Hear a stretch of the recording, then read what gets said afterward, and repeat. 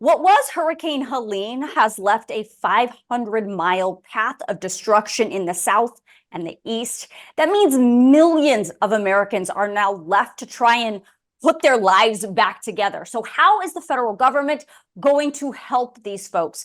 Joining me to talk all about it is Jacqueline Rothenberg from FEMA. Jacqueline, hello. Hi, Lisa. Thank you so much for lending your platform to us to help us get the word out. We want to reach as many people as possible. And I can understand why. I've covered a lot of hurricanes in my career, and Hurricane Helene really did a number on lots of states. So I know you were just on the ground. My question is, for people that aren't physically there, we only see the pictures and the videos, what is it really like when you go to these areas? First of all, my heart goes out to everyone who was impacted by Hurricane Helene. As you said, I was on the ground with Administrator Criswell in Florida and Georgia before returning to our headquarters in Washington, D.C. This has been a devastating incident across multiple states. We have people of Florida, Georgia, Tennessee, South Carolina, and North Carolina. Everyone is feeling these impacts. You're seeing communities just disrupted from communication and navigation challenges. And so what I want people to know is that FEMA is on the ground and here to help. We have 4,500 federal personnel, including 1,000 FEMA personnel that are on the ground here to help you. Okay, we're going to talk all about that help in a second, but I just want to really emphasize the fact that a lot of these folks are now like cut off from the world. There's roads up to their homes that have been washed away. There's, in some cases, no power and no communication still. So what is FEMA doing to get that emergency stuff back up and running? Sure. So FEMA is actively working to restore communications across multiple states. I can say that right now there are over 60 Starlight systems that have been sent to North Carolina where we have major communications challenges. Administrator Criswell directed the agency to push those down over the weekend. We are working quickly with our partners at Department of Energy and the United States Army Corps of Engineers to restore power. And I also know that access roads are an issue as well. We had Secretary Pete Buttigieg here at our headquarters today talking to us about how DOT is helping to restore those roads. You know, one of the things that's so challenging about these hurricanes is that you have, like you said, Lisa, you have bridges and roads that completely get washed out by flooding and these events. And so we are going to work as quickly as we can with the federal government to help restore them. But, you know, recovery is complicated and it is possible, but it may take some time. You know, the president has said in every disaster, but I specifically heard him in this one talk about how the federal government was going to be with these victims every step of the way. And to the survivors, I want you to know the administration is going to be there, and we just talked about this, until we finish the job. It's going to take a hell of a long time and a serious amount of assets. My question is what does that actually mean? Thank you for asking that, because what that means is we have missions across the country that are from previous disasters. We even have people that are still responding to Hurricane Katrina, believe it or not. So when he says that the federal government is going to be here every step of the way, we mean it. The people of FEMA are passionate about what they do. I love the people that I work with. We help people before, during, and after disasters, and we promise to be there every step of the way. So we are really focused right now on reaching as many people as possible to get them to apply for assistance. And I would be remiss if I didn't call out this number. But if you are someone in those impacted areas, we want you to apply for assistance. That number is 1-800-621-3362, or visit disasterassistance.gov or download the FEMA app. We can help get you assistance quickly, get money in your pockets, and help you jumpstart your recovery. That's all important information. We'll put all of that up on the screen so everybody, you know, throughout this can go back to it. And if they are in one of these disaster areas, can absolutely apply for this help. I think FEMA in the past has gotten a lot of heat for either one, not being responsive enough, not responding quickly enough.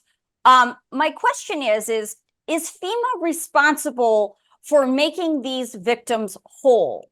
Or are they responsible for just sort of getting them back on their feet and then the rest is up to them? Because I think there's a misconception about what FEMA can actually do in terms of recovery. Yeah, so FEMA's job is to help people jumpstart their recovery. So what does that look like? That looks like helping them apply for assistance to repair their home. And there's different types of assistance that we provide people. So, for example, you're someone who is underinsured, we now are able to provide you with assistance. Let's say your home repairs and your insurance only covered a portion of what you need to cover the cost of repairing your home. You can now apply for FEMA assistance to help you with the difference in cost.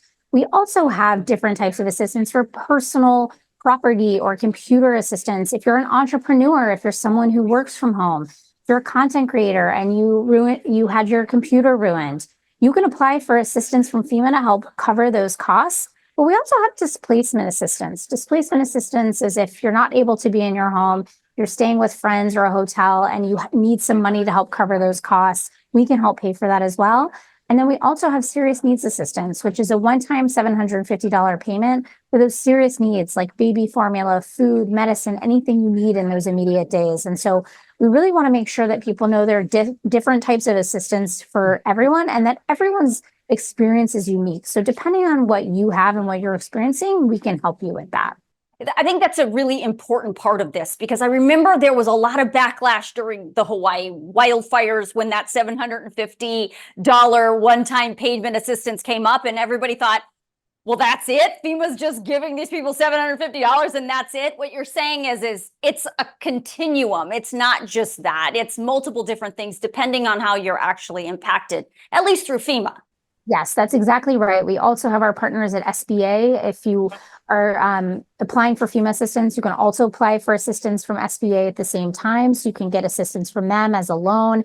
There are different types of programs that the federal government offers to help people get back on their feet. Right. Not to mention the state resources and private charities involved in every single state that are in addition to this help too, that people should absolutely check with their local, county, state authorities for that information.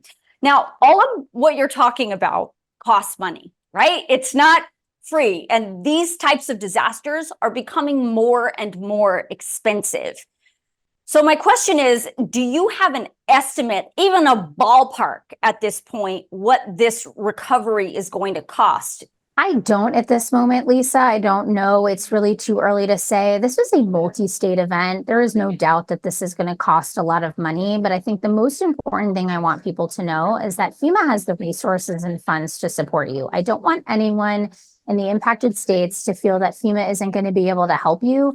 We do have enough funding. We do have enough resources, and we want to make sure we get it to you. Our disaster relief fund was just replenished, and now we have the funds to be able to support you. So you just mentioned that, and I want to just clarify it because we covered that here on my page quite a bit when Congress passed the continuing resolution to keep the government temporarily funded through December 20th. They also added a piece, $20 billion for that FEMA disaster recovery fund. But my question is, Jacqueline, there was a portion of that money that was already allocated for other disasters. So is that going to be enough, or is FEMA going to need more to help these people? So we believe we have enough funding to help us sustain the impacts of Hurricane Helene and throughout the season up until December 20th. It is true that come December, we may need to go into immediate needs funding again, which what that means, and I want to break that down for you. Right. We went into immediate needs funding. That means that we put forward life-saving and life-sustaining efforts so that we could rescue people, reposition commodities, and help people in those immediate moments. What it did was it actually put some of the long-term recovery projects on pause. It didn't end them. It just put them on pause. And so right now we feel that we have enough funding to be able to respond to this event and finish our recovery projects. But you're right. Again, come December 20th, we could be in that moment. You know, NOAA has quoted that in the past several years, I think in last year, there were $28 billion disasters. We are feeling these impacts of these extreme weather events across the country and across the world, quite frankly. And so FEMA has had to adapt because of the growing needs of these extreme weather events. Yeah, not to mention, you know, God forbid, there's another storm that comes, and who knows how big that's going to be or what kind of recovery that is going to take. So the president also briefly mentioned that he might be thinking about asking Congress for what's called a supplemental or additional emergency funding, particularly to help FEMA in this endeavor and all the other endeavors you are still trying to recover from. Does FEMA agree with that? Is that something that you think is warranted at this point? Should Congress be called back to Is it that big of a deal to do it now? Should Congress be called back from their recess to do it? So right now, we believe that we have the amount of funding that we need to sustain us through December 20th. I would refer you to the White House and OMB for more information on their plans and what they are projecting for future after that. As Administrator Criswell has said, we have the funds to take us through the end of the year, but if we get to a place that we don't have those funds, we'll have to take that immediate needs funding step again. All right. And then lastly, I want to end one more time with how people can get the help that they need, or at least get the ball rolling. What if they don't have, Jacqueline, what if they don't have cell service or they don't have internet service? What are they supposed to do? Yes, thank you for asking that. So right now we have FEMA personnel on the ground. We have what's called disaster survivor assistance teams, which are going to go door to door. They're going to start making their way to be able to reach people, to sign them up on iPads. We're going to have disaster recovery centers where people can apply for this assistance in person that are going to start popping up. So if you're in Florida and Georgia, those centers are starting to be coming online, and I'll make sure, Lisa, we get you that information. Please, yeah. Yours. But the easiest thing, unfortunately, if you don't have cell service, you don't have Wi-Fi, then I know you can't call that number or go to visit disasterassistance.gov. But there will be people that will be on the ground to be able to register people as quickly as possible. And again, our hope that by bringing in Starlight Communications, we are going to be able to get people up and running, and that communications is on its way to repair. All right. Well, good luck to you out there. And of course, we are thinking about all of those folks who were in the path of this storm. It is really devastating what they are dealing with. And hopefully FEMA will be able to have everything that it needs in order to get these people back on their feet. Jacqueline, thank you for your time. Thank you, Lisa. I really appreciate it.